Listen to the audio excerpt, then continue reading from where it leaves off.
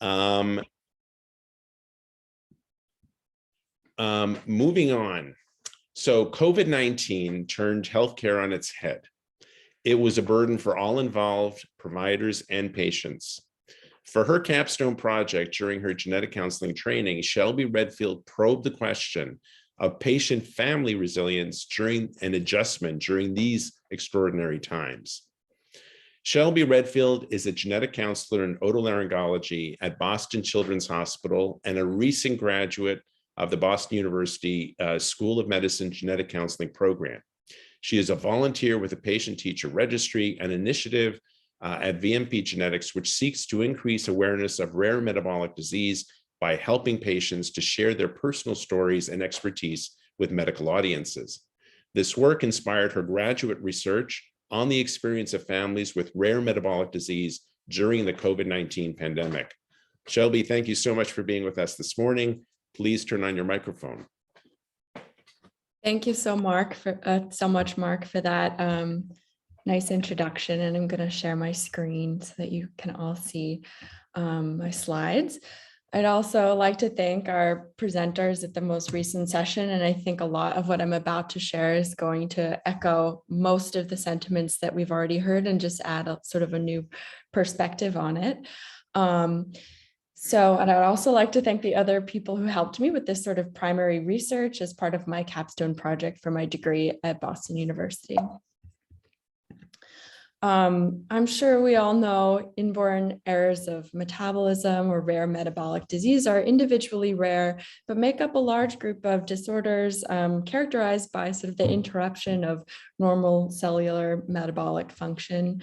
And they all have some sort of common or overlapping considerations where you might have to follow a strict and regimented diet to care for your disorder. You may see a large team of diverse specialists, maybe at many different sort of hospital locations.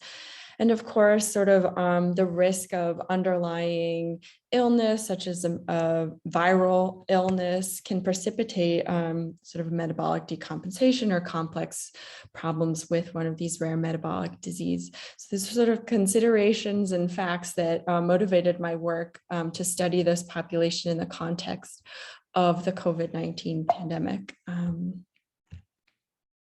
Which of course we've heard a lot about already today. And I wanted to sort of set this work in a time period where my capstone took place and all of this research was conducted at the end of 2020. And I think at the time I was doing this work, I was not expecting that we'd be in a very similar position now, almost a full year later to that time. But a lot of what I'll share is still extremely relevant today, as we've heard from our other speakers already. But some data from, or some specific considerations about metabolic disease and the pandemic. There's been many case reports and studies of individuals having a severe reaction to COVID-19, including a reaction of, including mortality with one of these indications. We've seen the disruption of care and decreased access to care for patients across the rare disease population. We've already heard a lot about the rapid shift to telemedicine impacting all of these patient populations today. And then we've seen many new roles, stressors, challenges, all kinds of things come up for people, across the globe, but particularly those caring for individuals with these complex disorders. So the primary aim of my research was to understand the perceptions and experiences of individuals who are caring for a child or individual with an inborn error of metabolism during this time. I recruited participants who were known to me in the rare metabolic disease community, mostly parents, conducted qualitative, sort of semi-structured interviews, probing at questions related to these topics. And these, as I said, interviews took place the end of 2020, beginning of 2021, and applied sort of standard research standards for the analysis of qualitative data in the field to understand in a sort of structured way how this time had impacted those my participants. My participants included a sort of diverse group of people across metabolic disease indications, children of all different ages across the United States. And so it was a really nice, for me, way of understanding across a broad spectrum of people who are impacted. And I had some really interesting results. This is sort of a summary of what I found, and I'll walk through these. But I wanted to take a second to say thank you to my participants for sharing their perspectives of this time. And I really want to let them sort of speak for themselves and speak for me. So I've shared a lot of quotes directly from these families who participated in my research. And so one of the first things that I found was that, and we've heard this from others, that families were engaged in a much stricter, more considered level of isolation, level of practicing social distancing that extended far beyond what the CDC guidelines recommended and what the sort of average person was doing. And I think people in this community understood very quickly that this is going to be a necessary part of taking care of their families, and showed great resilience in this way. This is a quote from a mother of 2 children with propionic acidemia, who said they haven't seen anyone face to face, not even through a window, or 6 feet apart in the last 10 months. Families also forewent individual elements of their care and had to make really tough calls about when to seek in-person care or emergency care, when before the pandemic they might have gone straight to the hospital with any considerations. Now they had to make their sort of own calls on when their situation required hospitalization, seeking in-person care at a hospital. One mother shared that they were foregoing care because there's just not a great deal known about what COVID would do to someone like our daughter, but they think it would not be good. So parents really taking that role into their own hands of having to make calls on what necessitated a trip to the hospital. Parents were rising to and meeting new roles and challenges, which was incredibly amazing. It showed great resilience. We've heard that patient families were doing PT and OT and speech therapy and taking on, some parents felt like they had brand new full-time jobs in caring for their children when they didn't have access to the kinds of help that they used to have before. They described needing to engage in a whole new level of self-advocacy, even when it came to their family and friends, not necessarily understanding why their families needed to engage in such strict safety precautions. And of course, they were doing this in the context of great uncertainty as to the state of the world and any potential, future of the pandemic ending. So I share this quote: in the last couple of months, 2 people with LCHAD have passed away with COVID. One had my son's exact mutations. I think that this is helping from a standpoint of within your own family, trying to make the point that this is why we're being so careful. So I think that quotation really emphasizes the emotional toll that these kinds of situations took on the parents that I interviewed, who had to show such strength in navigating these situations. And another quotation: one of the biggest challenges is just not knowing when it's over. And of course, a year later, we're still asking ourselves that same question. One thing that came up in every single interview was that parents were turning to rare disease advocacy groups for support, and found this to be one of the most valuable ways they were supported during these times. I'll just read the end of this quotation here, which says, the online support groups have always been helpful, but they're extra helpful during a pandemic when you're feeling extremely isolated from your communities and the world in general. Having people with this commonality, being able to turn to for help, was, I think, invaluable to my participants.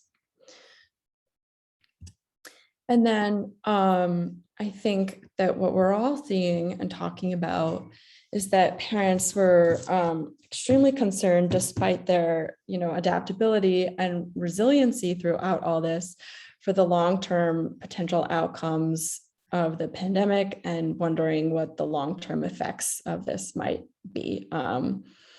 And so I'll skip a little bit ahead here, just in the sake of, for the sake of time. This is a slide from another paper, just emphasizing that there's a lot of research being done. This is a quantitative study of survey of patient organizations that kind of has almost the exact same findings that I did, that there's a sort of similar struggles, so similar places where families had to be resilient. But my overall takeaway, I think, echoes what Dr. Kritzer shared earlier, which is that a lot of families, and for most of these families, they felt that while they had risen and met new challenges, the struggles of the pandemic were something that were very familiar to them. One mother shared that that my new normal started 10 and a half years ago with the birth of my daughter, and you guys, meaning the rest of the world, are just catching up. And another father shared that honestly, the whole world is getting an idea of how we live on a daily basis. And I think that this is exactly what we've heard today, and have experienced, what I have heard from all of the participants in my study.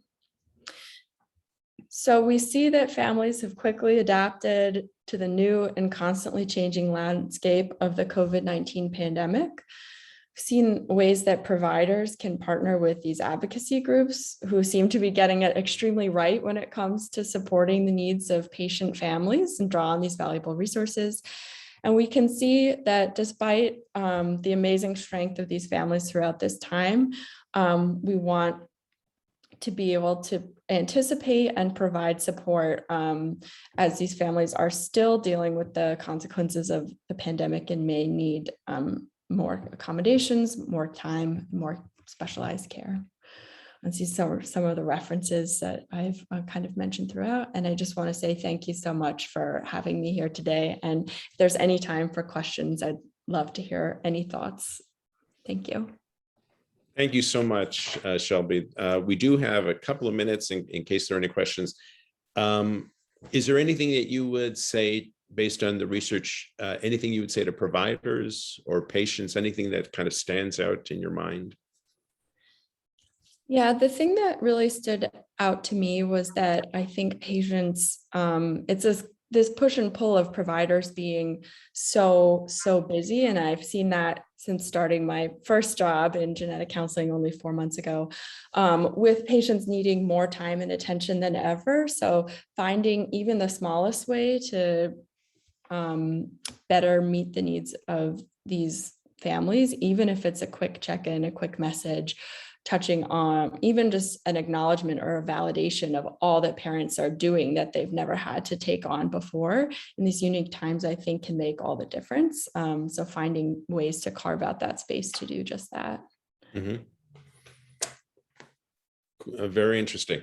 You wonder if also there could be some enhanced connection between the patient foundation, since the patient foundations are providing so much support, and that's where the patients and families are going. Could there be a need for enhanced connections between the medical providers and the patient foundations, so that could be a way of providing information to the patient community?